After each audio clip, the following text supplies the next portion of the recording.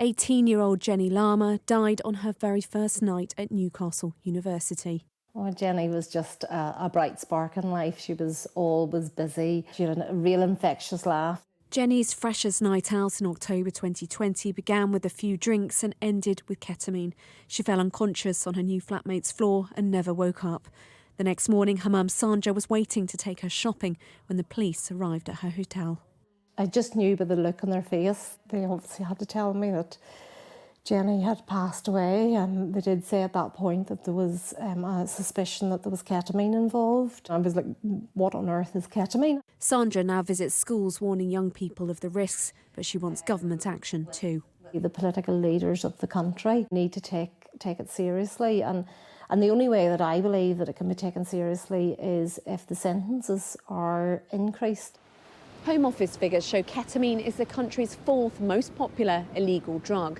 Last year, it's believed some 225,000 young people aged between 16 and 24 took it. That's triple the number on 5 years previously.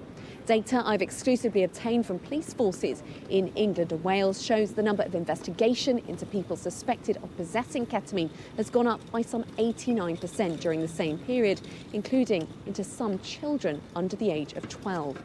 But as a Class B drug, most cases end with a community resolution or caution. Last year, just 31 people were charged or summoned to court for dealing in ketamine. Friends star Matthew Perry died in October from the acute effects of ketamine. And while experts warn many users see the anaesthetic drug as a harmless way of enhancing a night out, it can be extremely damaging. On average, a hit of ketamine will cost you £3.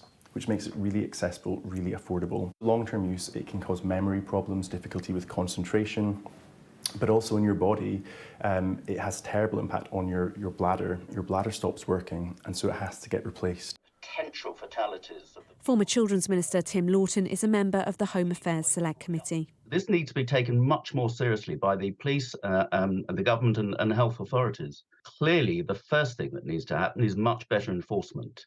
Given the increase in usage, quite an alarming increase. The Home Office say they've not commissioned a review looking at upgrading ketamine to Class A, which would lead to tougher sentences, but that could change. We do always study the facts and the figures and the data very, very carefully, and if we see evidence that ketamine fatalities are increasing, if we think there is a systemic problem developing, and then that is something we keep under continual review. But nothing will bring Jeni back. Christmas is very difficult. New Year's Day is actually probably more difficult because it just every year it feels that you're going into another year without her. I feel guilty that I'm living and she's not. Sandra just hopes Jeni's story will protect other young people in future. Amanda Acas, Sky News.